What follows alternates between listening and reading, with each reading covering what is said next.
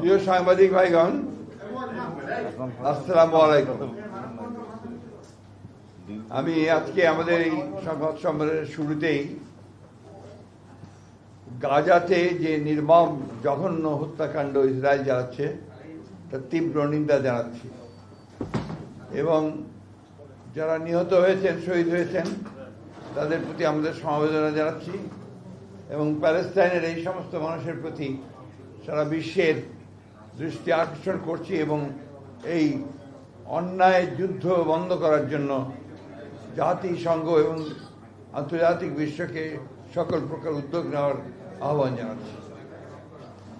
সেই সঙ্গে আমরা গতকাল আমাদের যে স্ট্যান্ডিং কমিটির গত পরশু যে মিটিং হয়েছে, সেই সভায় আমাদের স্ট্যান্ডিং কমিটির সদস্য জনাব নজরুল ইসলাম খান সাহেবের স্ত্রী তার ইন্তেকালে আমরা গভীর শোক প্রকাশ করেছি, আমরা সেটা আপনাদের জানাচ্ছি। একই সঙ্গে ইতিপূর্বে স্থায়ী কমিটির আলোচনায় আমাদের সিনিয়র ভাইস প্রেসিডেন্ট, দেশের বরেণ্য রাজনৈতিক নেতা আব্দুল্লাহ নোমান সাহেবের মৃত্যুতে আমরা গভীর শোক প্রকাশ করেছি। আজকে যে বিষয়ে আমরা আপনাদের সঙ্গে কথা বলবো, এটা অত্যন্ত গুরুত্বপূর্ণ বিষয়। প্রিয় সাংবাদিক ভাই ও বোনেরা, আসসালামু আলাইকুম।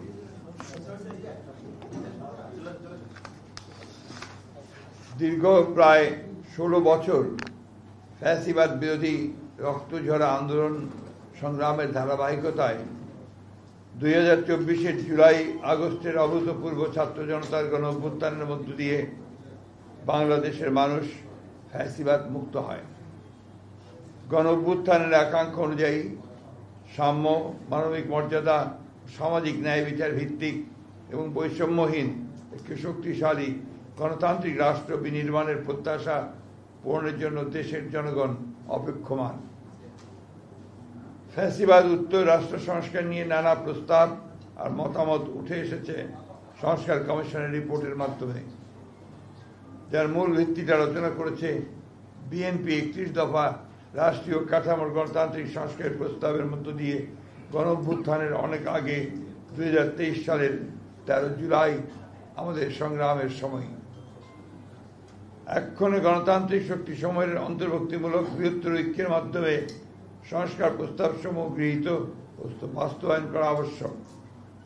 জনপ্রত্যাশা অনুযায়ী সংস্কার প্রস্তাবগুলোর সাংবিধানিক ও আইনি ভিত্তি প্রদানের জন্য একটি নির্বাচিত সংসদই কেবল উপযুক্ত ফোরাম। বিদ্যমান ফ্যাসিবাদ বিরোধী জাতীয় ঐক্য এই দেশ এবং দেশের মানুষের মূল চালিকা শক্তি। এই ঐক্যকে অক্ষুণ্ণ রেখে এই দেশকে এগিয়ে নিয়ে যেতে হবে, এর কোনো বিকল্প নেই। এই ঐক্যের চর্চাকে আমাদের রাজনৈতিক সংস্কৃতিতে পরিণত করতে হবে। আমরা এমন কোনো পদক্ষেপ নিতে পারি না যাতে করে ফ্যাসিবাদ বিরোধী জাতীয় ঐক্য, গণ ঐক্য বিনষ্ট হয় অথবা ফাটল ধরে। সুতরাং অন্তর্বর্তী সরকারকে সর্বোচ্চ নিরপেক্ষতার অবস্থান বজায় রাখতে হবে।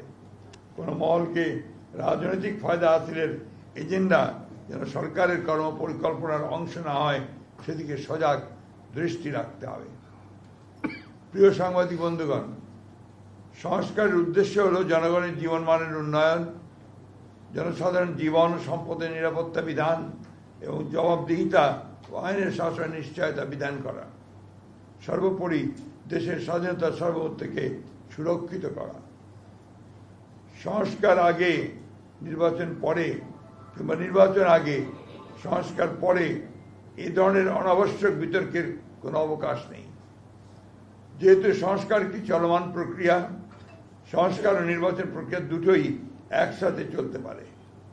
রাজনৈতিক দলগুলোর ঐক্যমতের ভিত্তিতে একটি চার্টার অফ রিফর্মস সংস্কার সনদ তৈরি হতেই পারে। নির্বাচিত সরকার পরবর্তীতে যা বাস্তবায়ন করবে। এমত অবস্থায় এখন অন্তর্বর্তী সরকারের মূলত করণীয় হচ্ছে একটি সুষ্ঠু, অবাধ ও গ্রহণযোগ্য নির্বাচন অনুষ্ঠানের লক্ষ্যে ঐক্যমতের ভিত্তিতে প্রয়োজনীয় সংস্কার শেষে দ্রুত একটি অবাধ ও নিরপেক্ষ জাতীয় নির্বাচন অনুষ্ঠানের আয়োজন করা এবং নির্বাচিত সরকারের নিকট দায়িত্ব হস্তান্তর করা। নির্বাচিত সরকার জনগণের কাঙ্ক্ষিত ঐক্যমত্যের সংস্কার সমূহ সম্পন্ন করবে, কেননা জনগণের নিকট দায়বদ্ধ ও ন্যায় বিচার এবং সুশাসন নিশ্চিত করতে অঙ্গীকারবদ্ধ নির্বাচিত সরকারের পক্ষেই গ্রহণযোগ্য সংস্কার সম্পাদন করা সম্ভব। অন্তর্বর্তী সরকারের কোনো কোনো উপদেষ্টা ক্ষমতায় থেকে রাজনৈতিক দল গঠন প্রক্রিয়ায় প্রত্যক্ষ পরোক্ষভাবে জড়িত থাকায় জনমনের সংশয়ের সৃষ্টি হয়েছে। এ প্রক্রিয়ায় প্রশাসন যন্ত্রকে ব্যবহার করার নানা প্রকার লক্ষণ ও প্রমাণ ক্রমেই প্রকাশ পাচ্ছে, যা দেশ ও গণতন্ত্রের জন্য মোটেই শুভকর নয়। প্রিয় সাংবাদিক ভাই ও বোনেরা, জাতীয় ঐক্যমত্য কমিশন কর্তৃক প্রেরিত স্প্রেডশিটে যে অপশন পছন্দগুলোর ঘরে ঠিক চিহ্ন দিতে বলা হয়েছে, তাতে একটি বিষয় প্রতিবাদ হয়েছে যে বিষয়গুলো প্রস্তাব আকারে আসতে পারত, তা প্রস্তাব না রেখে লিডিং কোশ্চেনের আকারে হ্যাঁ বা না উত্তর দিতে বলা হয়েছে। যেমন প্রস্তাবগুলো গণপরিষদের মাধ্যমে বাস্তবায়ন চাই কিনা হ্যাঁ বা না বলুন, কিন্তু প্রথমে সিদ্ধান্ত আসতে হবে যে গণপরিষদের প্রস্তাবে আমরা একমত কিনা। একইভাবে গণভোট ও গণপরিষদ এবং আইনসভা হিসাবে নির্বাচিত সংসদের মাধ্যমে প্রস্তাবগুলো বাস্তবায়ন চাই কিনা ইত্যাদি হ্যাঁ বা না বলুন। সংবিধানের প্রস্তাবনার প্রিএম্বল মতো অতি গুরুত্বপূর্ণ বিষয় সংস্কার কমিশনের সুপারিশে থাকলেও তাই স্প্রেডশিটে উল্লেখ করা হয়নি। স্প্রেডশিটে 70টির মতো প্রস্তাব উল্লেখ করা হলেও মূল প্রতিবেদনে সুপারিশের সংখ্যা প্রায় 123টির মতো। একইভাবে নির্বাচন ব্যবস্থা সংস্কার কমিশনের মূল প্রতিবেদনের 150টির মতো সুপারিশ তুলে ধরা হলেও স্প্রেডশিটে মাত্র 27টি বিষয় উল্লেখ করা হয়েছে, তার মধ্যে অধিকাংশই সংবিধান সংস্কারের সাথে সংশ্লিষ্ট। তাই আমরা মনে করছি স্প্রেডশিটের সাথে মূল সুপারিশমালার উপর আমাদের মতামত সংযুক্ত করে দিলে বিভ্রান্তি এড়ানো যাবে। জাতীয় ঐকমত্য কমিশনের স্প্রেডশিটের অবস্থা এবং কমিশনের সদস্যদের বিভিন্ন সময়ের বক্তব্য ও বিশেষ কয়েকটি রাজনৈতিক দলের বক্তব্য বিবৃতির মধ্যে মিল পাওয়া যায়, যাতে জনমনে প্রশ্নের জন্ম দিতে পারে যে সকল বিষয়গুলো যেন একটি পূর্ব নির্ধারিত কর্ম পরিকল্পনার অংশ, যা গণতন্ত্রের স্বার্থের পক্ষে কিনা সেটা বলা মুশকিল।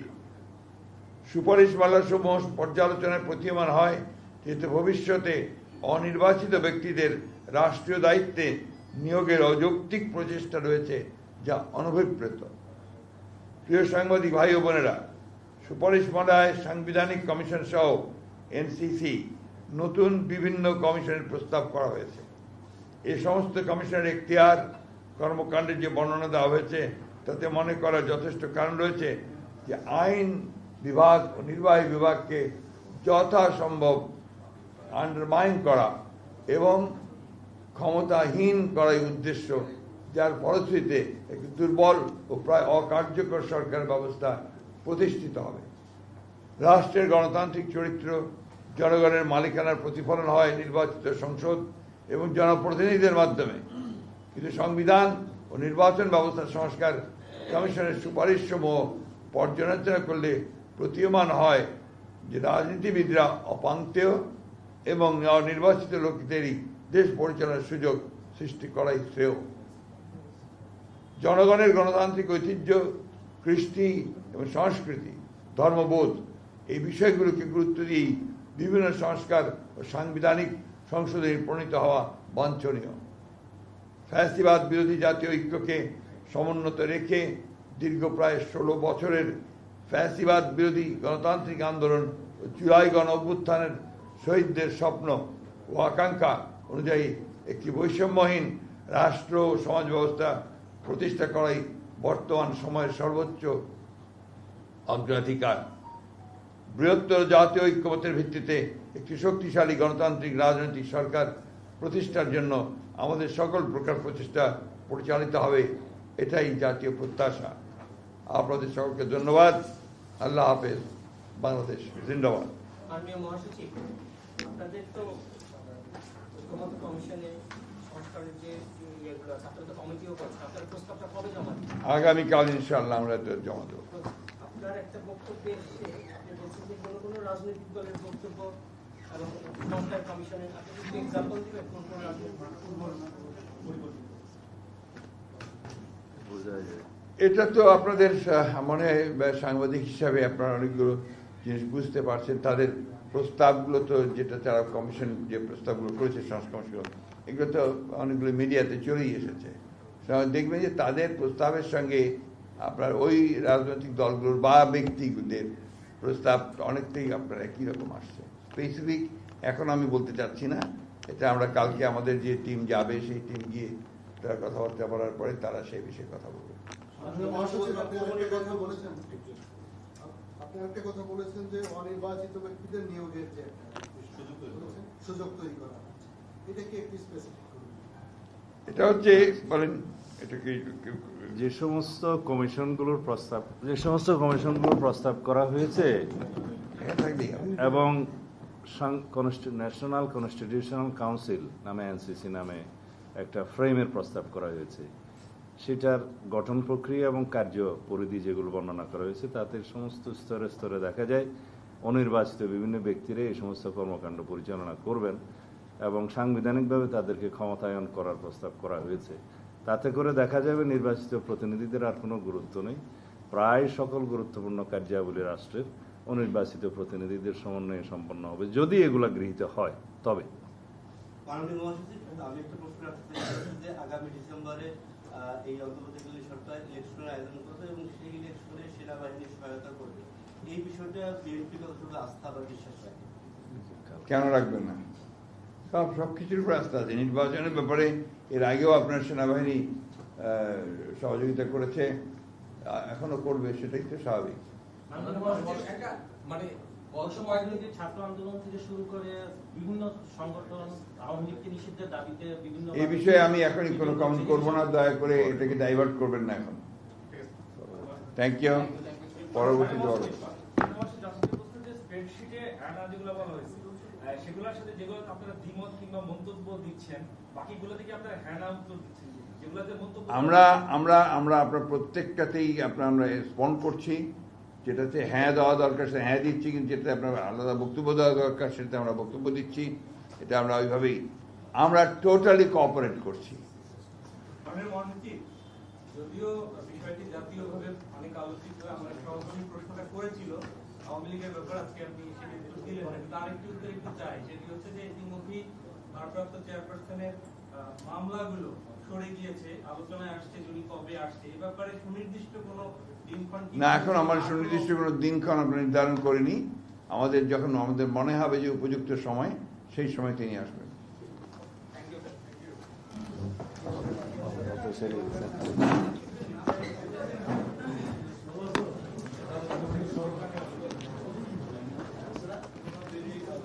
অনেক ধন্যবাদ আপনাদের।